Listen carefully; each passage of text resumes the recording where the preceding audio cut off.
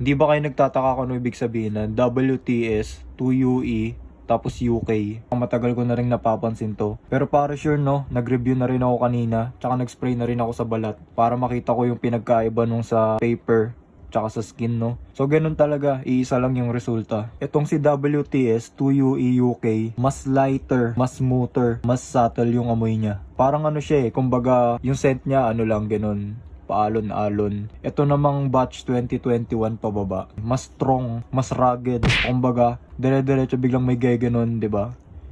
Parang rugged talaga yung ano niya, yung scent niya. Kung ilalarawan natin, no, pag unang spray mo dito kay Dior Sauvage na batch 2021 pababa, galit na galit eh. Ito pag unang spray mo agad, parang nawala na agad yung galit, kalmado na agad siya.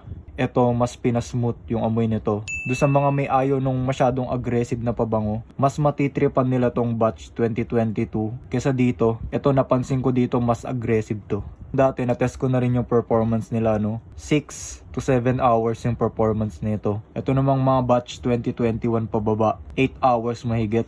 In terms of projection, no doubt, mas malakas talaga tong batch 2021 pababa. Mas aggressive to. Kung gusto nyo ng mas subtle, mas smooth, ito piliin nyo, no? Hindi ito sobrang aggressive yung projection. Smooth lang yung projection nito.